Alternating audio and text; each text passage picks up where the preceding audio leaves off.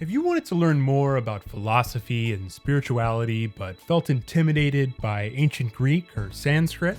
Is it too embarrassing to admit that we are more than the body? Are you afraid to bring up reincarnation over coffee? Well, we love coffee, and Plato, Buddhism, and Sri Ramana Maharshi. And we think these teachers and systems have some use today. This is the Beware How program, Mystic Philosophy Made Practical. I'm Bob, speaking weekly with Scott and Ryan. We're three conscious creatives and formerly closeted mystics trying to unpack the inaccessible.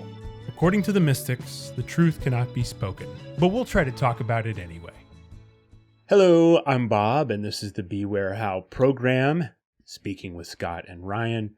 Today is Monday, May 11th, 2020. And we will be discussing the third of three categories of content that this project has been focused on: mindful, metaphysical, and non-dual. Again, I wrote so much about each one of these kind of topics, segmentations, so it really makes more sense to break these up into three separate episodes. This is the third definition, episode on non-dual. The typical format of this show is more about personal realizations and kind of practical tips. These early ones we just have to define. And I think as we go, you guys will probably like the show more. All people, the listeners and you guys, because it'll be less me just reading all the stuff that I wrote. But that said, definitions are important. Clarifying what we're talking about, and it's kind of just a high-level overview. I want to touch on cool kind of sources and topics about non-duality, and there will probably be more in-depth explorations as kind of future episodes. We did mindful and metaphysical already. Go check them out. Link is here. No, I'm just kidding. I don't know. I hate when people do that. It's right here.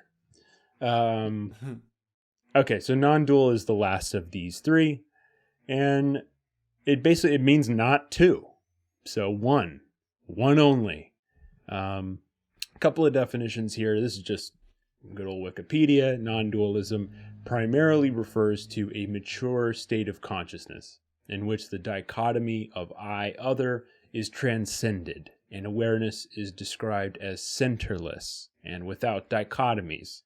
Although this state of consciousness may seem to appear spontaneous, it usually follows prolonged preparation through ascetic or meditative contemplative practice.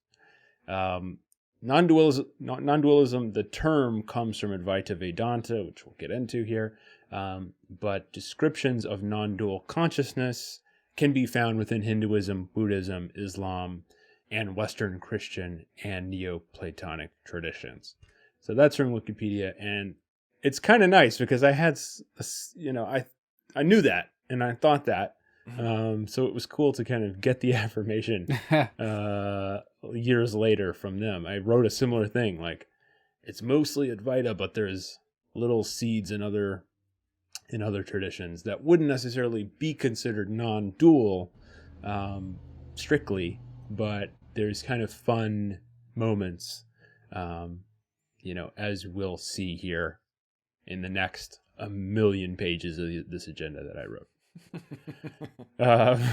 So mindful material, just to kind of recap our three topics here, physical focus, really, the body, and the mental state, the current state, the presence, whereas metaphysical concepts kind of is more about beyond the physical, astral kind of things, and whereas the non-dual is basically, ultimately there is no physical world as we know it, and that this limited view of reality is actually false and ultimately unreal. Unreal being, the definition really kind of, again, from Hindu theology is anything that changes, is not technically real in that sense. That's really the Vedic definition. The term Maya is Sanskrit, which means which is not. It's the term for the illusion, or kind of the world as we know it, that which is not. And so, we had talked a lot about last week about the issues kind of with matter in the metaphysical episode, and kind of, the atoms are mostly empty space idea that we all learn in 10th grade biology. There's some crossover, I think, in that view. Non-dualists don't give much weight to form, kind of material, quote unquote, reality. Like, I don't really care what I eat very often, I've noticed. I guess this is kind of jumping into the practical, but like, my wife will ask me, like, what do I want to eat? I have no preference whatsoever. Like, very rarely do I care at all about what restaurant to go to, or like, and I think that's because of years of just like reading. When you just read about how form isn't really that important and ultimately ought to be transcended over a long enough period of time, it's kind of like, it does feel like it's getting less significant to me. And I just wrote here, Melissa thinks I'm a Neanderthal and I think I'm a Himalayan sage. So, there's different perspectives on not caring about that. We talked about Taoism in the mindful episode, and there's kind of some, these systems aren't exclusive to these three segments. And Taoism is a great example. Taoism, most of it, the Lao Tzu stuff, is very kind of mindful, secular, practical wisdom. But this other guy, Chung Tzu, and there's a lot of pronunciations, and there's probably some Taoist scholars that are going to think I'm an amateur, but, blessings to you guys. Sorry. But this guy, Chung Tzu, is kind of the second, those are the two pillars of Taoism. Lao Tzu, who wrote Tao Te Ching, and then Chung Tzu wrote all this poetry, and it's beautiful and hilarious. And Chung Tzu is really funny and absurd. But he wrote this poem is a good start of this musing from him. He said, "Once upon a time, I, Chung Tzu, dreamt I was a butterfly, fluttering here and there, to all intents and purposes a butterfly. I was conscious only of my happiness as a butterfly, unaware that I was Chung Tzu. Soon I awakened, and there I was, veritably myself again. Now I do not know whether I was then a man dreaming I was a butterfly, or whether I am now a butterfly dreaming I am a man." He plays with great stuff like that. So, dream, I think, as far as kind of entering into the non-dual systems of thought, I think it's, as we'll discuss today, it's pretty far out, I think, for a lot of people to think like, oh, this is an illusory world. It sure seems real. Well, so do dreams. Dreams seem incredibly real when you're in them. We've all had extremely full, experiences where you really have to get off the golf course and, you have to buy the items, but you can't pay for them. It's like, we've all had that experience. Mm-hmm. Scott, I know, was big into like lucid dreaming and stuff like that. I tried. I only did it actually successfully did it a few times, but yes, the topic in general fascinates me, just like the dreams, illusions. Lately, I think the modern version, it's not even a version, it's something of its own, but like you hear a lot of people talk about simulation theory, and it's maybe just a semantics question, but just the idea that that reality is an illusion, and that there's something else behind it, I guess. Yeah, cool. No, I'm glad. It's funny that simulation theory is very relevant to this conversation, and it's not on my 11-page agenda. So yeah, it's not. I don't know if it fits in all this, but it's just something that from the stuff that I read about, it rung that bell in my head of it's just interesting to me that's become a popular theory among certain physicists lately, which is just interesting to me. What is simulation theory? I think I have a feeling I know what it is, but just a quick definition. Good call, Scott. Yeah,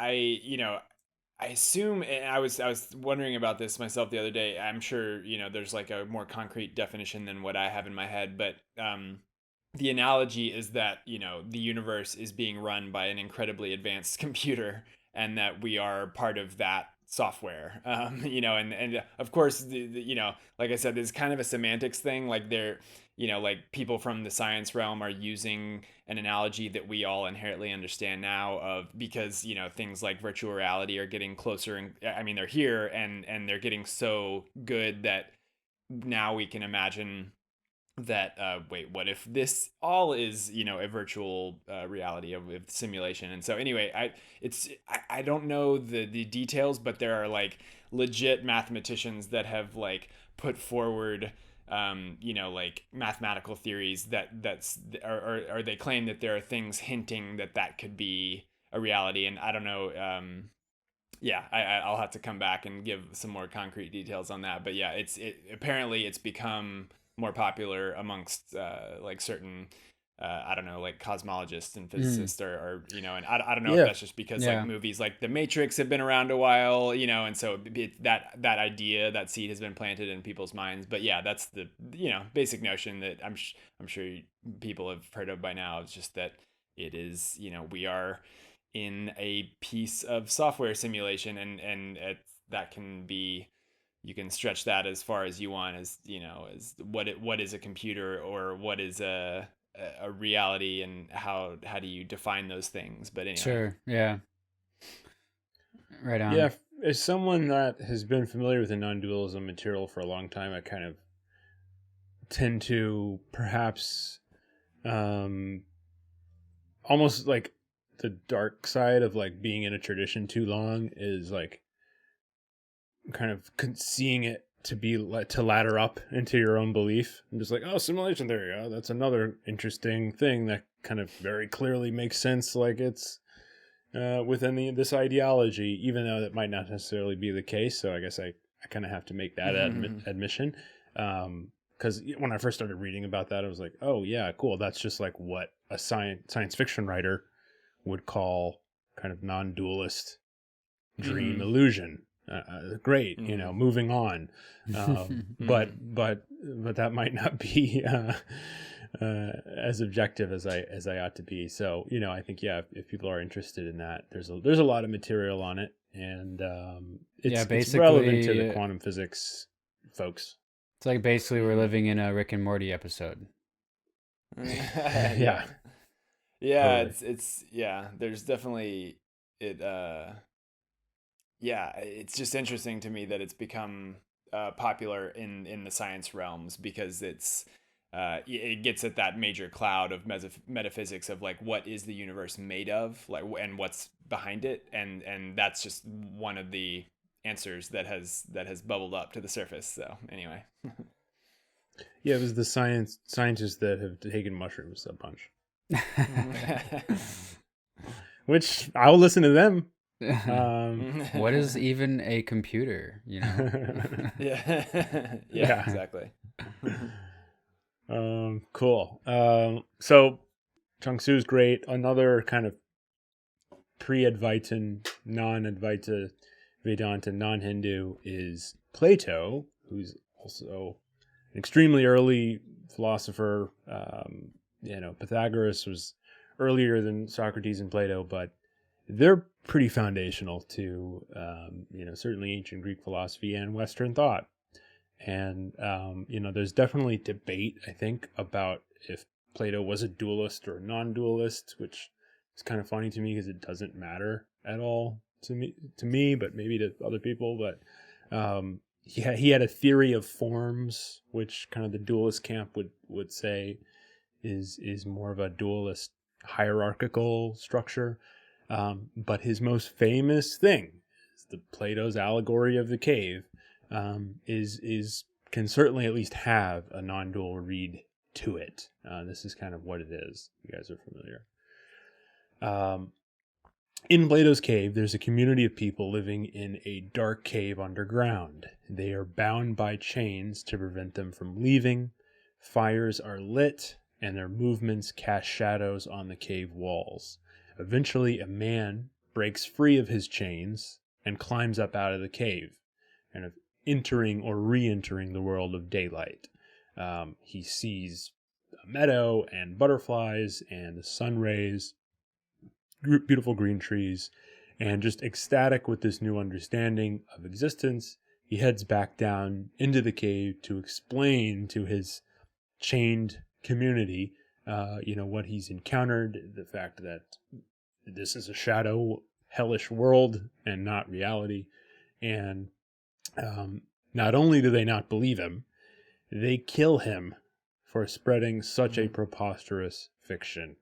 And so, there's a lot of things you could read into this. Socrates, his own teacher, is certainly, most likely the inspiration there, in that Socrates was executed by the state by drinking hemlock for questioning, for the Socratic method that is so commonplace now, got him killed. So, it's the kind of the philosopher king or the awakened man, so to speak. The spiritual teacher. It's the individual who comes into understanding of reality as it is, does break through, but ultimately isn't accepted by the community. And so there's a lot, about the nature of reality, but also the nature of kind of human stubbornness and closed-mindedness.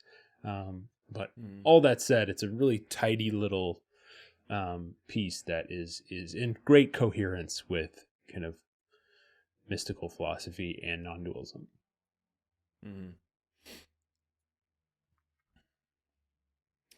I think that I don't know where this is on our topic, but that reminds me of the Gnostics too, with their theory of the illusion, the illusory universe that we reside in. Yeah, they're coming up. I want to talk about Advaita and Vedanta because it's so foundational. Yeah, that's the the centerpiece. Yeah, we'll talk about Gnostics for sure.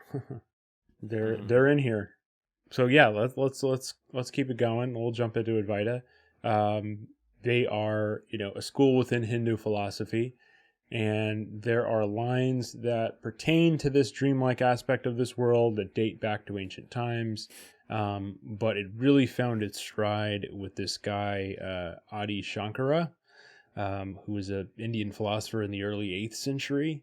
He has a couple of great quotes that explain this as well.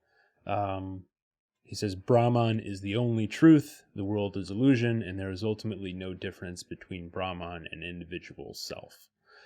That's pretty much non-duality in one line. He says, all the manifested world of things and beings are projected by imagination upon the substratum, which is the eternal, all-pervading Vishnu, whose nature is existence, intelligence, just as the different ornaments are all made out of the same gold. Hindu symbolism.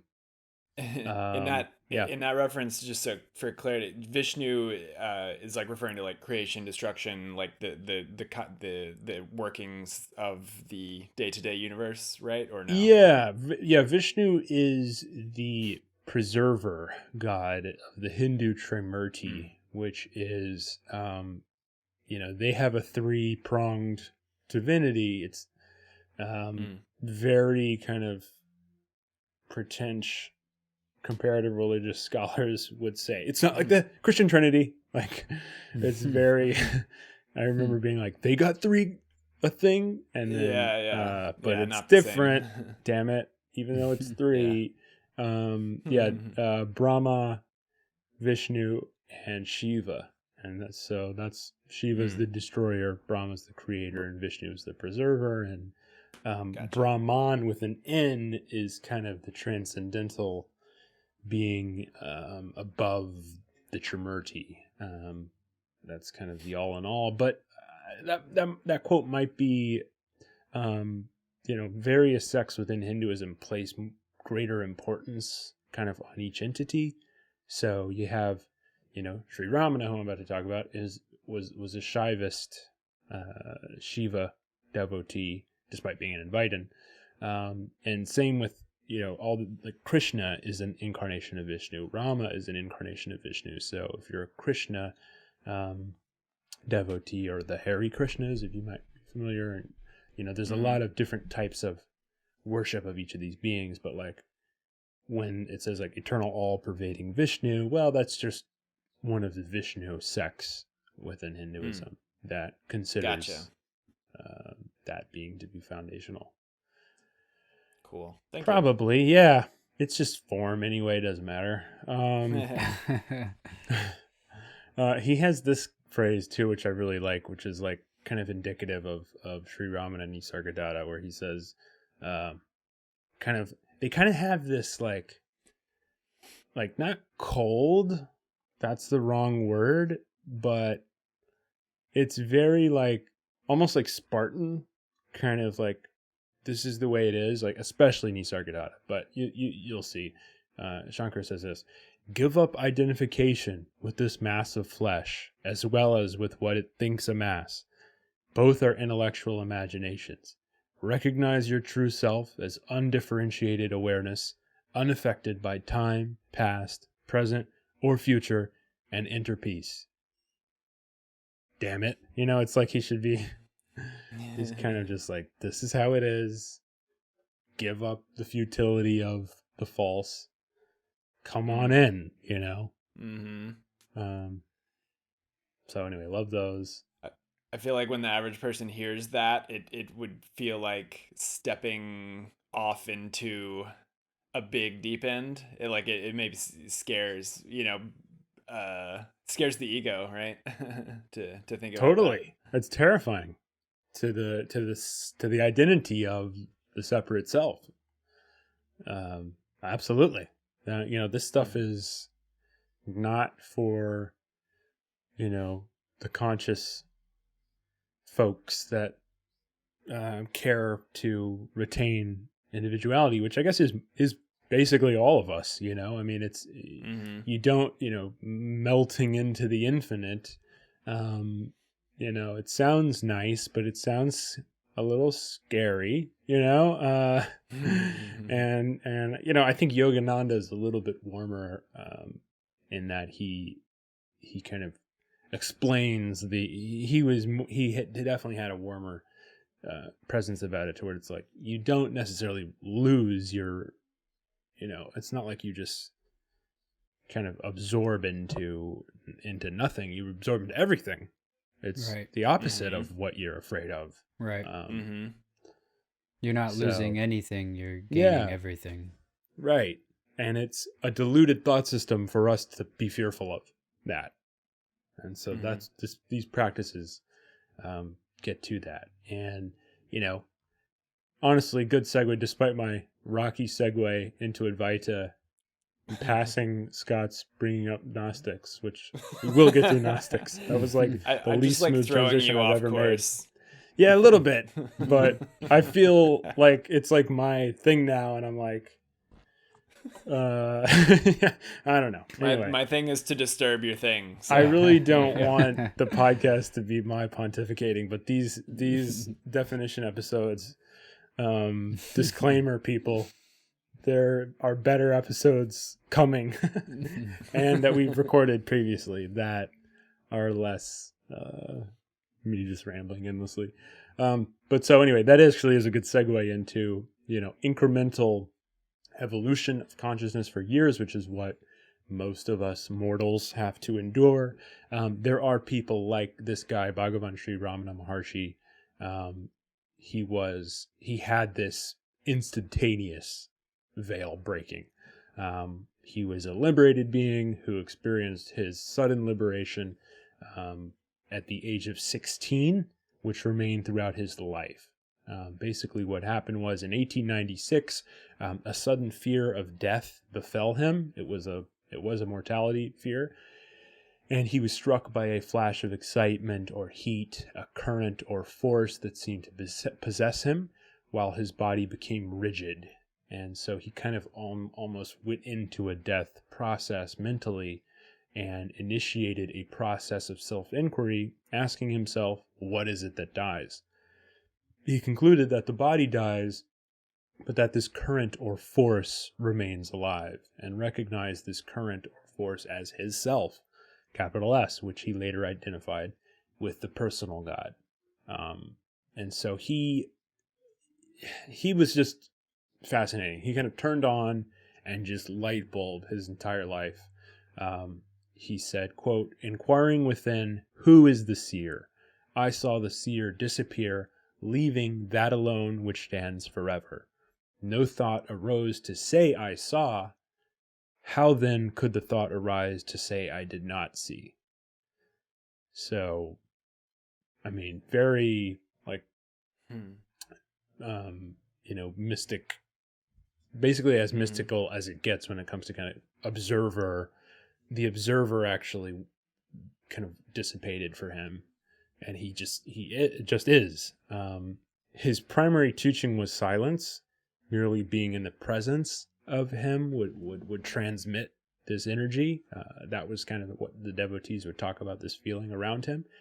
But for everyone else that kind of couldn't get his primary teaching of silence, he prescribed self-inquiry, which is a process of deductive analysis of one's true identity. And so Sri Ramana and Advaita definitely just want to touch on. I want to cover it more thoroughly in the future, and we can kind of get real heady with it, but kind of just want to keep going too much. But jump in if you guys have something to say there. Yeah, what was that documentary that you shared about him? Yeah, I'm obsessed with Yanni. J-N-A-I. Yes, yeah. J-N-A-N-I, yeah. Yeah, J-A-N-I, yeah. It just means like wisdom, man of wisdom, yeah. Yeah, I remember watching that. It's a really great documentary. It's on YouTube for free, right? Totally free, yeah. Yeah. Everyone should definitely check that out if you want to learn more about him. That death, though, that like moment when he was 16, wasn't that like the death of like his uncle or something like that? His father. Yeah, he was in his uncle's basement when that happened. Okay. Yeah. And yeah, his early life is fascinating too, because because it never left. Being a teenager, like school, like it didn't work out. Like he left home a few years later, and he just walked to this mountain called Arunachala, and just lived there his entire life for like the next, I think, 4 decades, at this mountain, like 100-200 miles away from his hometown. He just like got a call to walk to this thing, kind of became a sadhu, a wandering swami in that state. And then slowly over time, we talked about this in a previous one, but an ashram basically built up around him, kind of thing. Right. People would just start kind of after about a decade, begin like pilgrimaging to him. And he's great. I mean, he is one of the best authorities on this stuff. Not even just recently, of all time. He says, one of my favorite quotes is, he says, "Let what comes come, let what goes go. Find out what remains." So, yeah, he's one of the best.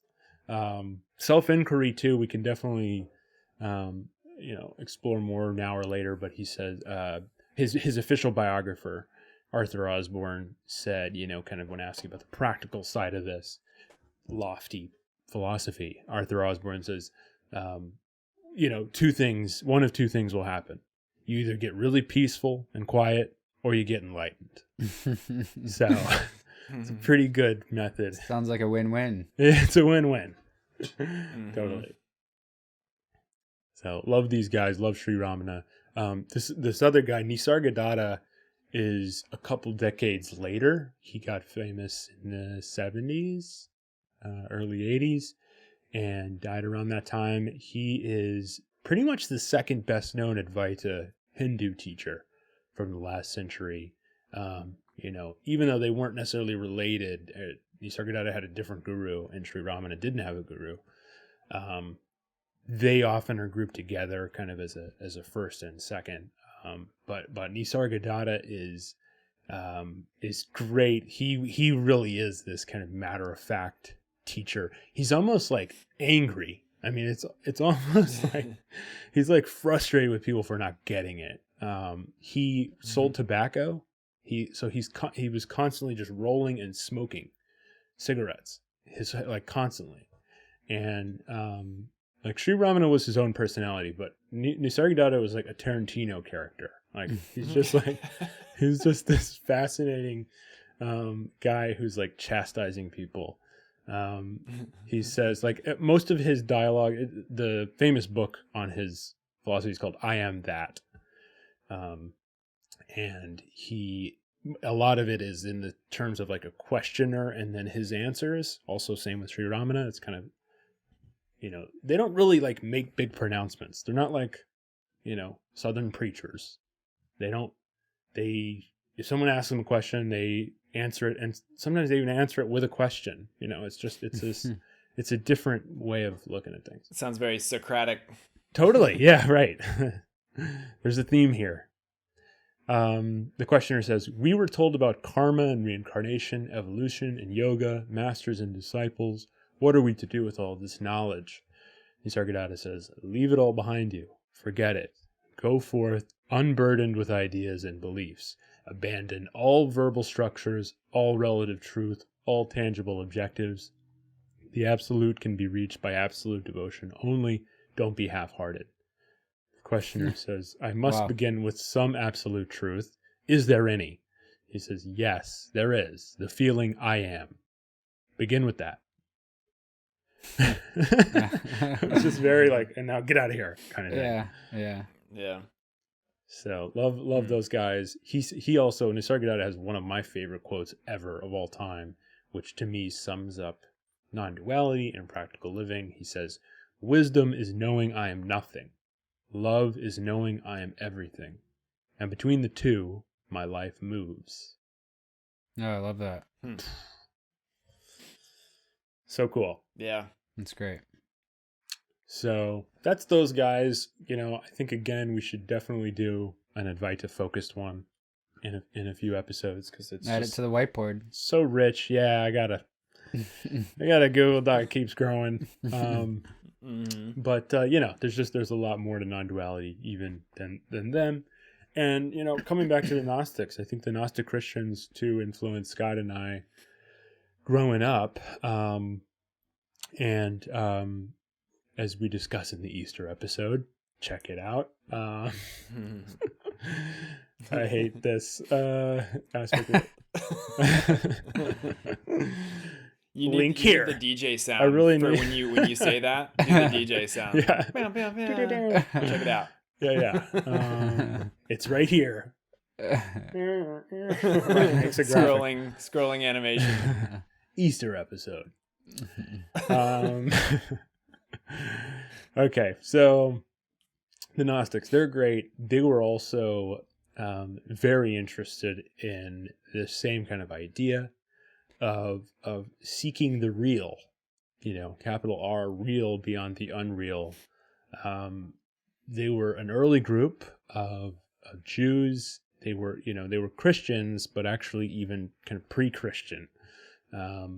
Alongside Jesus, there were Gnostics going around, and basically they ended up competing with the more Orthodox Christians in those early centuries. That's what the Gospel of Thomas, the Gospel of Philip, the Gospel of Truth by Valentinius, those were all Gnostics, and they were stamped out by the mainstream Christians, by Irenaeus, by Athanasius.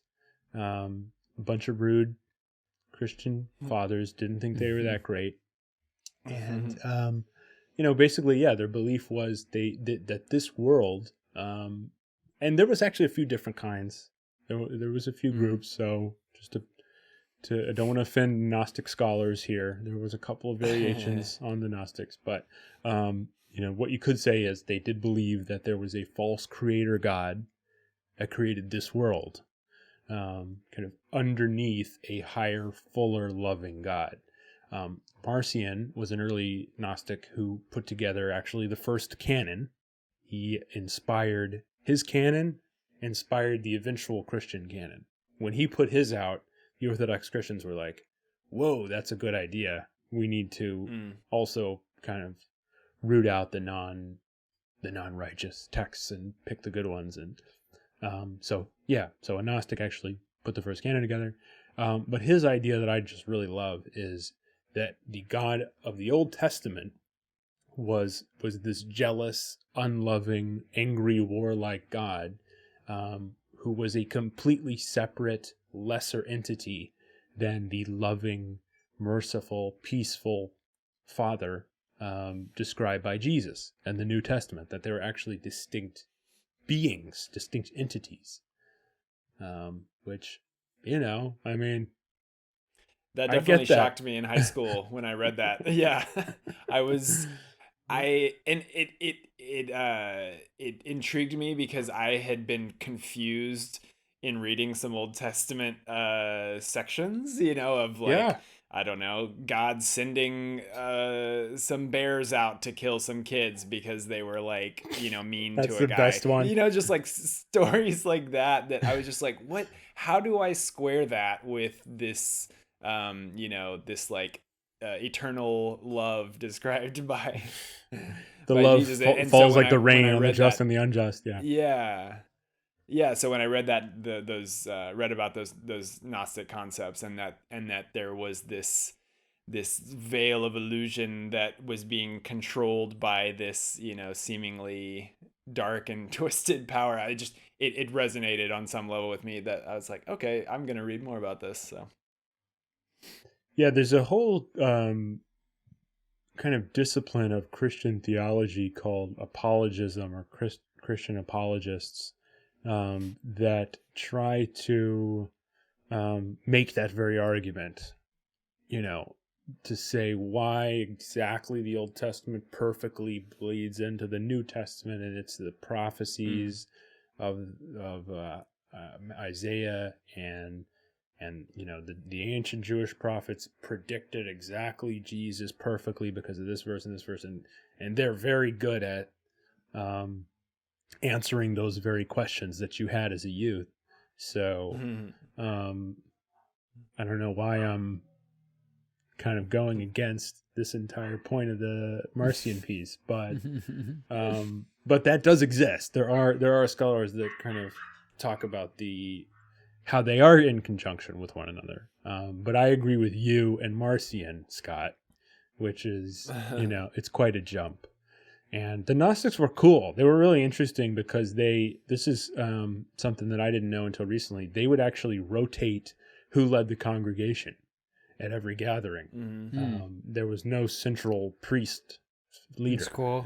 Right? And they allowed women to be the leaders too, right? Yes. Yeah. Which actually, even early Christian Orthodox house churches kind of became established in houses of kind of widows, rich widows, ironically. So even the Orthodox Christians were accepting women, but certainly the Gnostics. And, if you think about why would the Gnostic institution, why would the institutional orthodoxy kind of stamp out the Gnostics? Well, they were too mystical for structural hierarchies. Irenaeus and those guys were more, organizational. And so they lasted. They did a pretty good job of existing, but the Gnostics were kind of not that concerned with form. So they didn't make it. But yeah, pretty interesting group. And there's an amazing book that I'm about to talk about called Love Does Not Condemn, which is a Dr. Ken Wapnick book contextualizing Platonism, Gnosticism, Christianity, and A Course in Miracles, and looking at the non-dual kind of historical succession of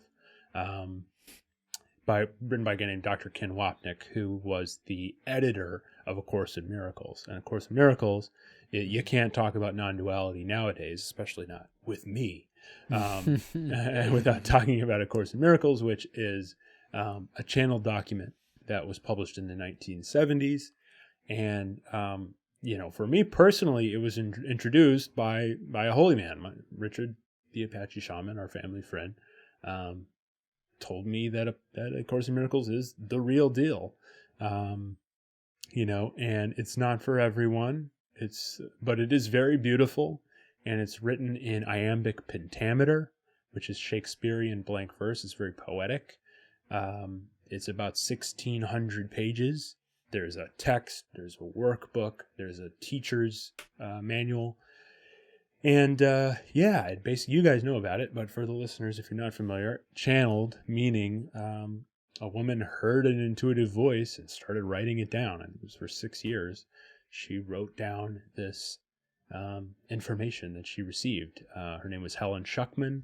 She was an atheistic psychologist in New York City. She was a very good psychologist, and she was working in difficult conditions in a clinic rife with aggressive, confrontational attitudes. And her boss was another psychologist, psychotherapist named Bill Thetford, who had interned under Carl Rogers. So Bill Thetford was a famous psychotherapist. And her and Bill were just constantly kind of infighting. And one day Bill said to her, there has to be a better way kind of to live and to operate in this environment. And Helen, despite them being combative usually, said, you're right, and I'll help you find it. And that kind of decision that they both had together is the explanation for this kind of human betterment decision, brought about a series of symbolic dreams that Helen had, and even kind of waking images that came to her. And then she started hearing this voice and started writing this down, and Bill helped her along throughout the process. And it was very surprising to her. I mean, we'll probably do one on a course because it's a big document for me, but it's fascinating. And there's no church. It's a self-study curriculum. It's a psychotherapy curriculum, but it uses kind of Christian words and themes, but it is more kind of Gnostic in that it is non-dual. It is very kind of world denouncing, and no church, no institution, no scheme, to get your money. There is a publisher because it's the 20th century and 21st century. We have to do those things, but it's not a cult. There's not even, it's not even a religion. And the whole point of it is to help us, quote, remove the blocks to the awareness of love's presence.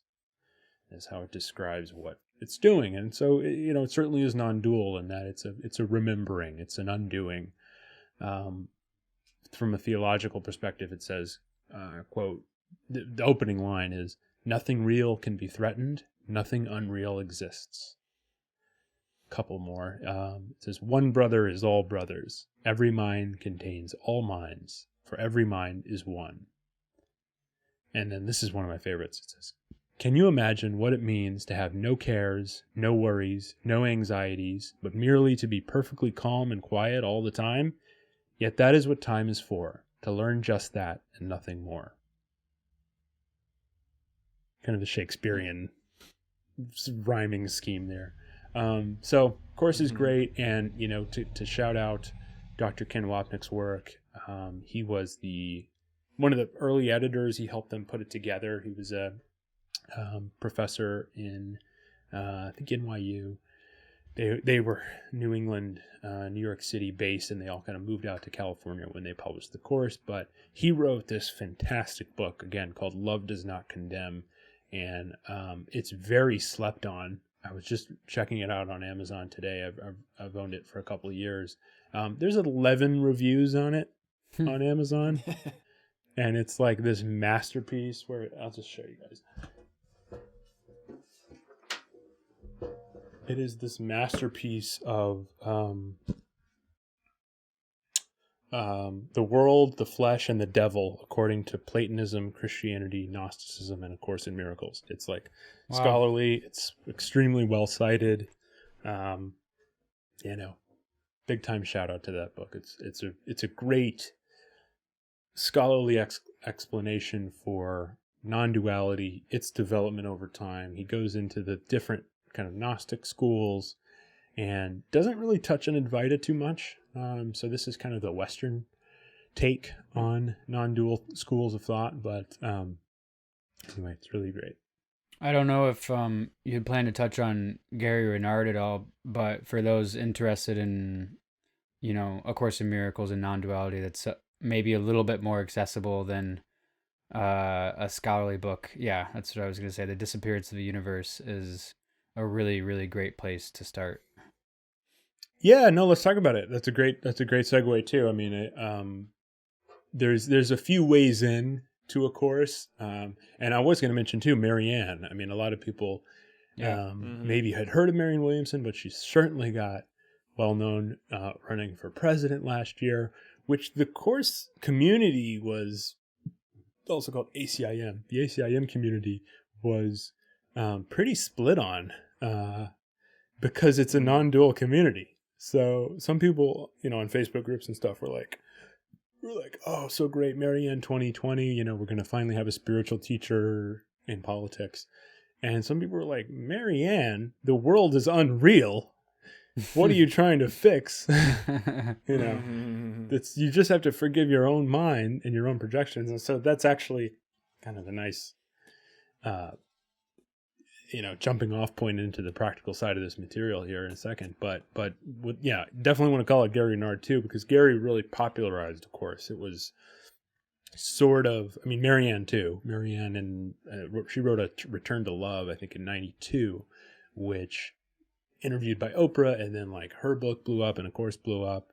And then Gary Renard wrote Disappearance of the Universe, which Richard, our shaman friend, also suggested is, kind of an authentic spiritual document where Gary was visited by two ascended masters, which he claimed to have appeared on his couch and started talking to him.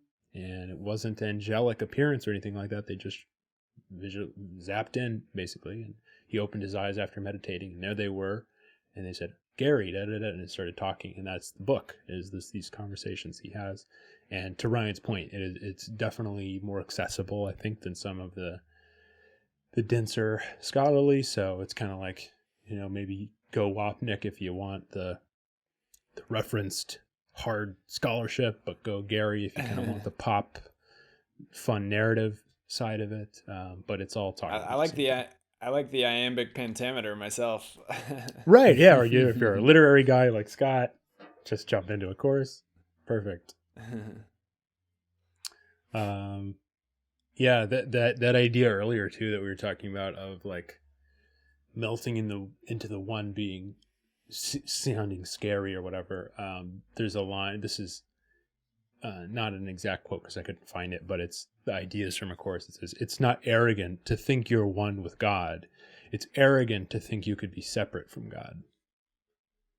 Non-duality has these kind of flips of what our common sense or common rational thoughts, tends to get, how arrogant for someone to say they're one with God. And it's like, well, no, actually, if you think that you could be separate from the one, and kind of create your own kingdom, so to speak, that's actual arrogance. It's actually just the way it is that you're one with God. We just put these blocks up, basically. That also sounds like blasphemy to a like traditional Christians don't like this stuff. I was just gonna say the same thing. I've had a couple of those conversations, and they don't often go super well. Yeah. Well, you're saying you're God. You're right. Great. That's exactly what they say. Okay. All right. I'll worship you. And even actually, there's a line in the course that says like worshiping God is, that idea is a very ego. God there's no need to worship. Like worshiping is like what a human would impose upon, like would want. God just wants your love and your your unity with him and your realization of your connection. There's no need to, there are no levels, basically. The levels are kind of this egoistic construct and hierarchies. But yeah, no, and I should say too, of course, in Miracles, the voice Helen heard claimed to be from Jesus. And that loses about 70% of people right there.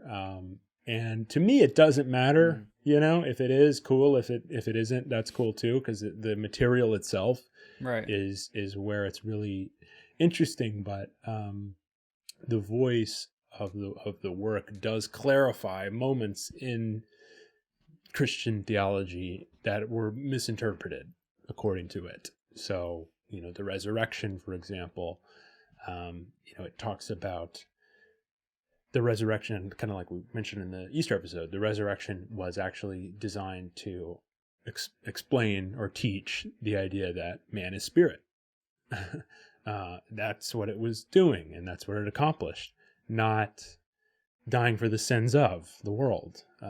That was the Christian read and the kind of Orthodox read, and that, this voice claims that was kind of that was an egoistic misread. So yeah, I mean, it's not Christian, even though it's like the voice of Jesus, and it uses terms like the Holy Spirit, which is essentially the Holy Spirit is basically the memory of our oneness, according to a course, the memory of our true self, and it kind of helps us all internally guide us back to that true home, if you will.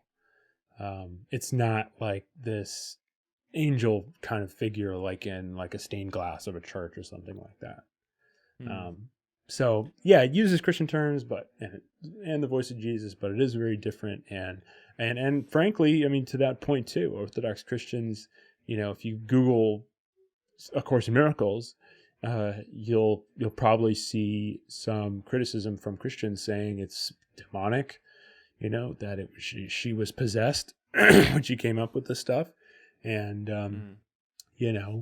they said that about Hindu stuff too, and that's cool. So that was a good advertisement for me. The Jews said that about Jesus too, so. Yeah. All the fun stuff. Yeah, Bill Thetford actually speaking of Advaita Vedanta, Bill Thetford, the co-scribe, I'd say, it was Helen and Bill helped her put it together. He called it the Christian Vedanta. That's what Bill called A Course in Miracles. So there's a lot of similarities from a philosophical point of view. It definitely has a lot of non-dual, poetry, and to my ears, it reads like non-dual poetry of just trying to undo just these deep-seated notions that we have about ourselves as separate, and it's like this like these waves just trying to like break apart your conceptions of distinct self and all the psychological problems that can come with that feeling of isolation and all that. Totally. That's exactly what it's doing, incrementally over time. And then there's a workbook. That is 365 lessons. So, to your point, it's every day is the idea, a year, that you read the next lesson and just contemplate with it, sit with it. And, it's because like you said, our subconscious, egoistic monkey mind, whatever you want to call it, that system of thought is so ingrained that it takes us about 1,600 pages to explain it away. Yeah. I like it's a little bite-sized pieces too. I did enjoy the kind of daily little, it's like a few paragraphs a day, and you just kind of simmer on these thoughts. Some of them just like really, I just as like a writer, I was just enjoying the way the words were put together. It was just I found myself thinking, like reflecting on them a lot. Cool. Yeah, I should say we went through the workbook, the three of us. Which was nice. Yeah, and I think that's too, getting into practical here. That's a good one. The Course workbook. Sri Ramana talked about self-inquiry. The translation is Atma Vichara. It's that's the method from the Sri Ramana Advaita school, trying to understand who the I is. There's a couple ways to do this stuff, right, as opposed to just reading about it. And I want to get into the dismissive aspects of like it's all an illusion, crowd, as we talked. But this is a good analogy for the bull and the grass analogy from Sri Ramana. Is a nice practical jumping off point here. This is David Godman, who is the pretty much preeminent scholar on, not pretty much, David, I'll give it up to you. It's you and Michael James are the Sri Ramana de facto scholars. He says this. Bhagavan had a very appropriate analogy for self-inquiry. Imagine that you have a bull and that you keep it in a stable. If you leave the door open, the bull will wander out looking for food. It may find food, but a lot of the time it will get into trouble by grazing in cultivated fields. The owners of these fields will beat it with sticks and throw stones at it to chase it away, but it will come back again and again and suffer repeatedly because it doesn't understand the notion of field boundaries. It's just programmed to look for food, to eat it wherever it finds something edible. The bull is the mind, the stable is the heart, where it arises, to where it returns, and the grazing in the fields represents the mind's painful addiction to seeking pleasure in outside objects. Bhagavan said that most mind control techniques forcibly restrain the bull to stop it moving around, but they don't do anything about the bull's fundamental desire to wander and get itself into trouble. You can tie up the mind temporarily with japa or breath control, the necklaces, prayer necklace working. But when these restraints are loosened, the mind just wanders off again, gets involved in more mischief, and suffers again. You can tie up a bull, but it won't like it. You'll just end up with an angry, cantankerous bull that will probably be looking for a chance to commit some act of violence on you. Whereas self-inquiry is grass that you put under the bull's mouth to lead him back to the stable. And so the grass is this... is the method to eventually make the bull realize that the stable has the grass. It's not out in the other owner's fields. It's the desire to leave by illustrating that the true home, the heart, is actually the ideal place to abide. Love that. That takes a lot of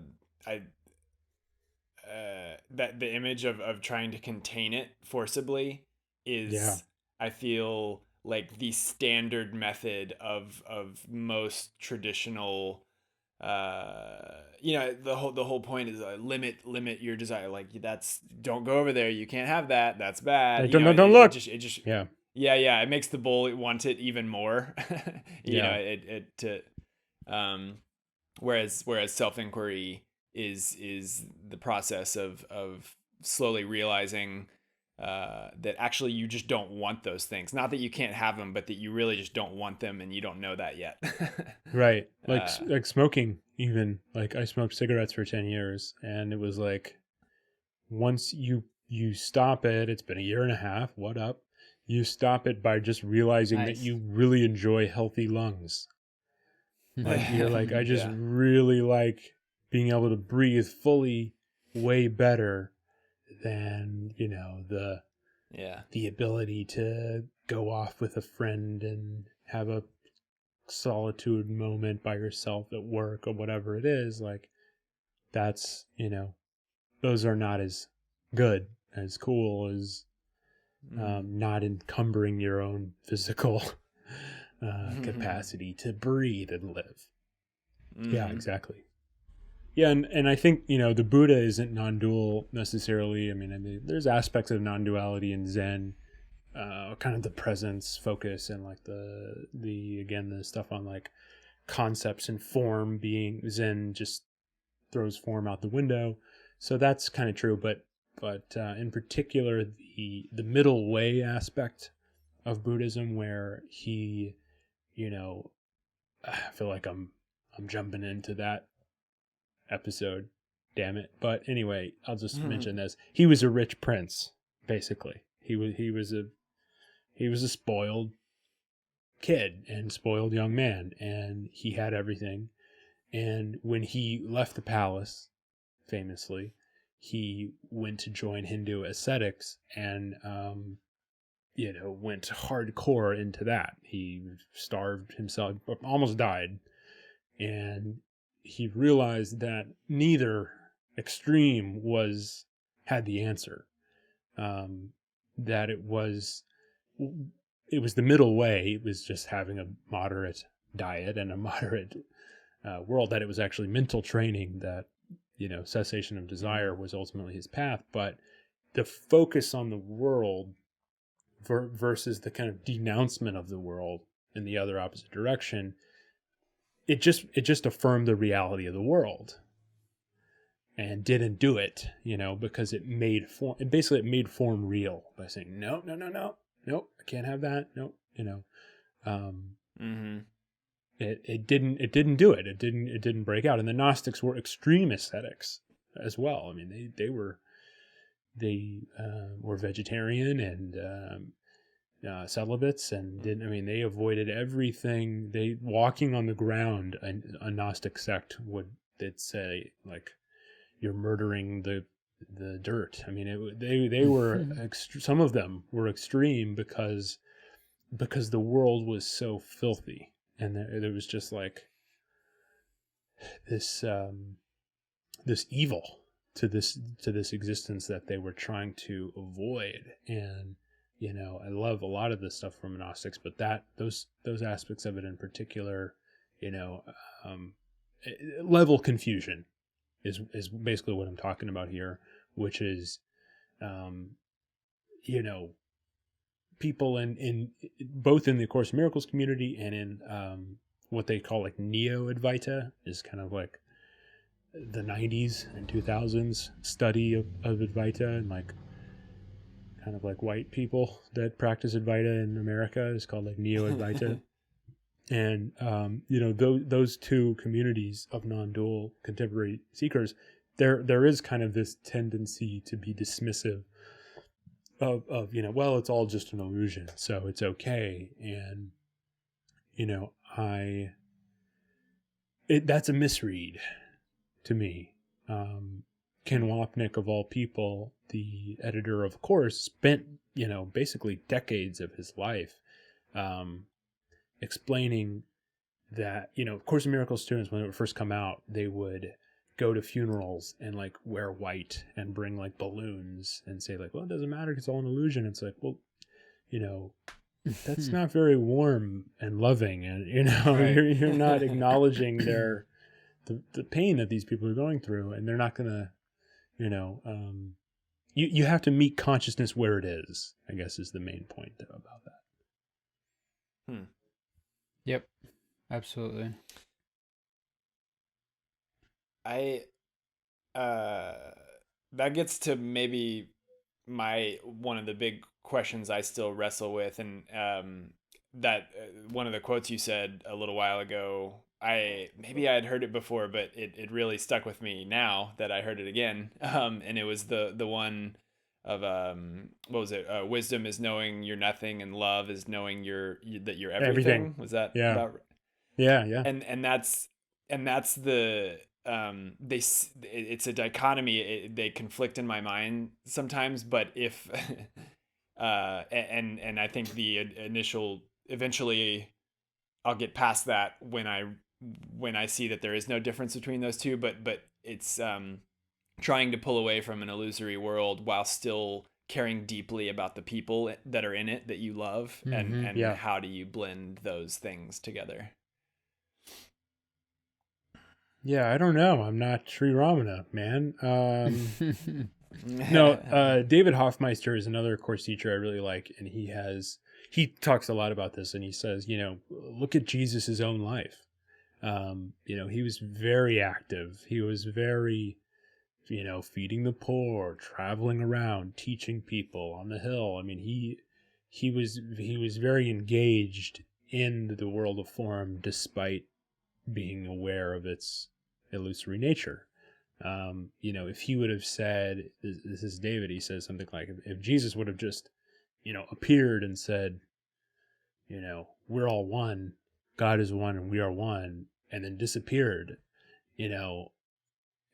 he wouldn't have lasted really that well. And, a couple of farmers would have thought that they hallucinated and gone back to tilling the field. And, that's not what happened. Instead, he was, he met people where they were. He washed the feet of the disciples to illustrate the humility, even though he was the master and the teacher, he showed to them that he was no better than them. He was, what you do for the least of these, ego death, ego destruction. I mean, everything that he did in his life and in the recorded gospels, super active, super loving, super connected with people. And, so I think it is possible. I mean, there are men and women throughout history that, in my view and in the mystic view, kind of break our dependence on the senses, but they can still, live in it. And there is kind of even, I think, a guidance quality to it. Like,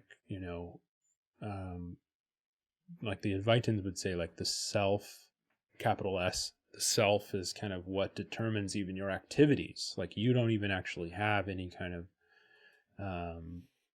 conscious decision making at some point. You're just guided. Even in your day to day, you get kind of intuitive prompts about how to live in the most transcendent way. Whereas it's the ego mind that's like, I want the hamburger and the ice cream shake, and then I want to go do this and go do that, and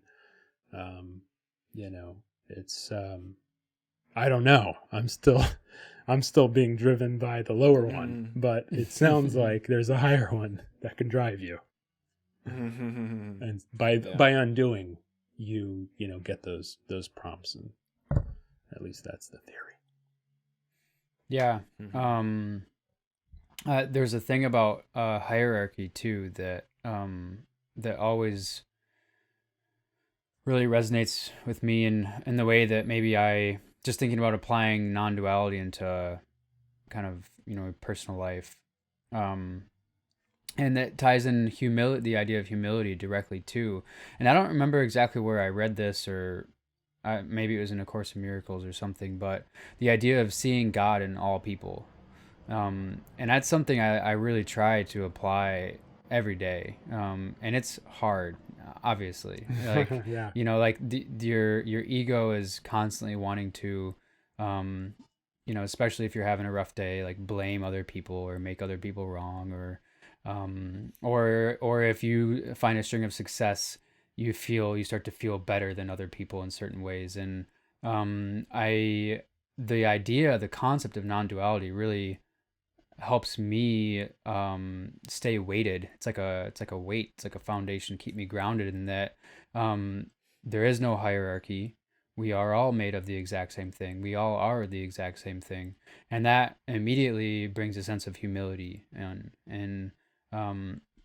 that's what I've really loved about the idea of non-duality, and kind of applying it to like kind of personal day-to-day interactions and with people in my community, That's great. Yeah. I enjoy trying to do that too.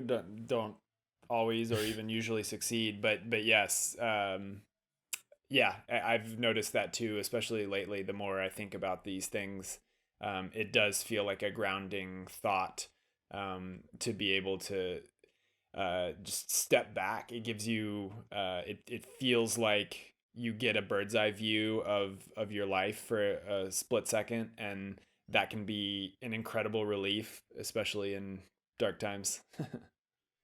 Yeah, and when you mention, Jesus washing the feet of his disciples, that's exactly what I think of, kind of showing them that there is no hierarchy, showing them humility, and that's through the concept of non-duality. Yeah, we're all one, man.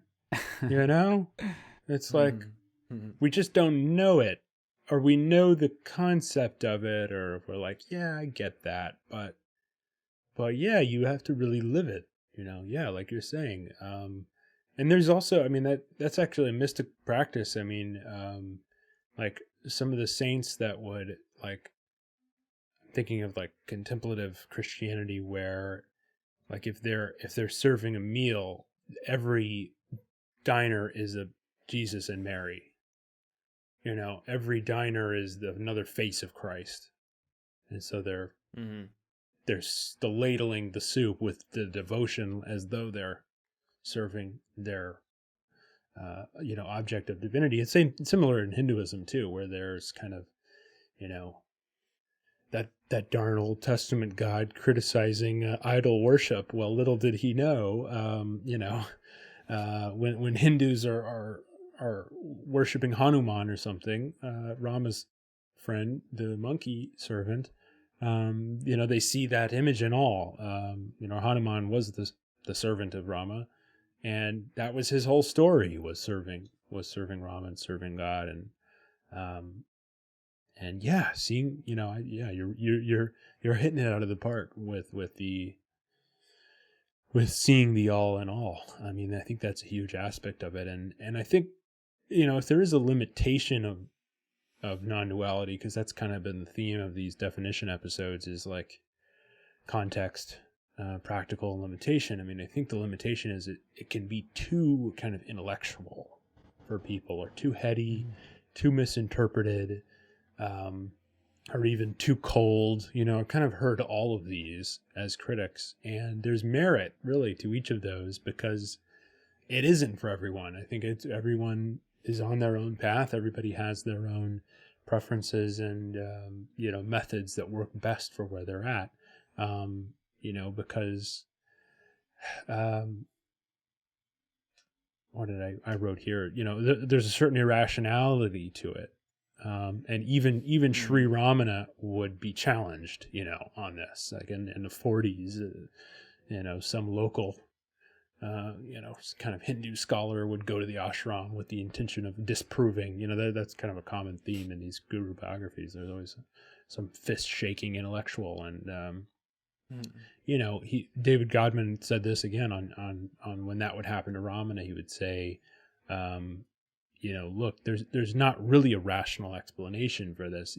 The process of self-inquiry is what you follow, and as you do it, eventually everything temporal will melt away. Mind will disappear, I will disappear, the world will disappear. This is just kind of what you have to do on your own to start to see it unravel. To borrow kind of Yogananda's scientific kind of admonition, your own practice is the experiment, and you see the results for yourself. Your life is your laboratory. But again, not for everyone. I think the segmentation hopefully is helpful for people in understanding, like, hey, that secular mindful episode, that stuff really vibed with me.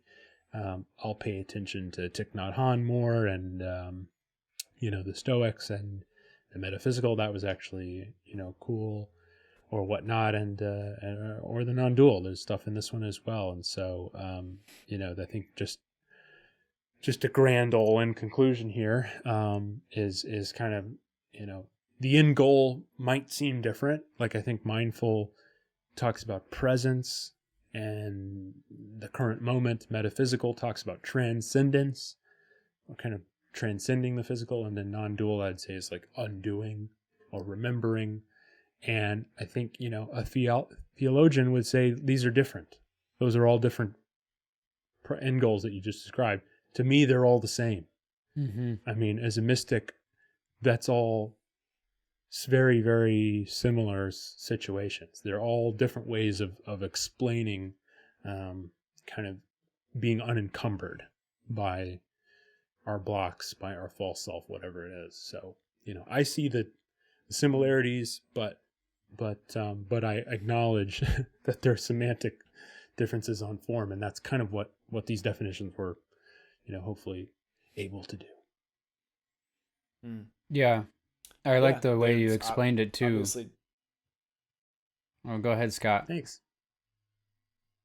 Yeah, no, just the themes run through them all for me. I mean, that, obviously self-discovery and truth discovery are at the heart of these three areas, and the non-dual maybe takes it even in a more like you said, it's almost by definition illogical in a way where it's trying to it's almost like a brain teaser where you're butting your head against the wall of logic, and so that you can just eventually break through and realize that it wasn't there at all and it's all an illusion. Yeah. But it yeah, I don't know what I'm saying. Yeah, I don't know. You've been embroiled by non-duality for an hour and 20 minutes. So. Yeah. I don't know if I can articulate this right, but I get this like feeling. What I really like about these three topics of like mindfulness, metaphysics, and non-duality is that each level you're kind of like taking a step back a little bit further. It's like starting with mindfulness is kind of like you're kind of like day to day, right? Like things that in this kind of on the level of form, how you might apply yourself in a peaceful, in a way to happiness, you know, peaceful happiness through mindfulness. And then you take a step back and your worldview gets a little bit bigger, and you kind of, you apply the idea of, you know, metaphysical ideas. And then you take a step further back, and then the idea of non-duality. To me, they all work really well together. I know that they might in some way like almost discredit each other in some ways, but personally, like I I see them, I think they work really well together, and I really enjoy applying all three of those concepts into, you know, daily practice. Thanks, man. Yeah, I appreciate that. Mm-hmm. Yeah, I'm working on a diagram. Nice. A Venn diagram, 10th grade style, that shows the schools and shows kind of teachers and concepts in each, kind of which overlap with 1, 2, and 2 and 3, and 3 and 1, and then who's in the middle. And yeah, you know, it's a spiritual buffet line. You know, Richard told me a long time ago, don't get indigestion. You know, it's like it's there's so many tasty dishes that you know, maybe I did, and maybe I am just you know, having issues over here, but you've been at Golden Corral for a while. Yeah, I just keep scooping. I just get another plate. Please get a clean plate. And, Golden Corral is such a perfect keep going back name through for it too. What's the chocolate fountain?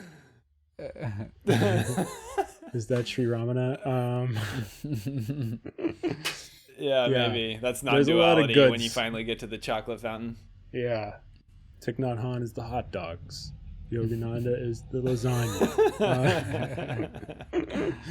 A lot of good stuff. Yeah, that's hilarious. So, you know, yeah, this basically sums up kind of what this show will be about.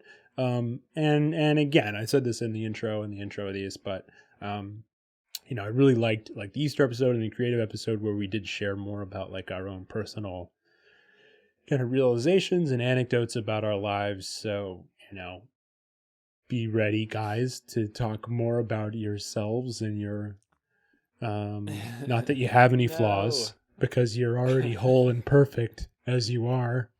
But I think that'll be helpful for people, and you know, I think to the listener, hopefully, listening to me read through all this stuff for the past several hours, you know, just serves as a foundation for us to kind of jump in further in the future.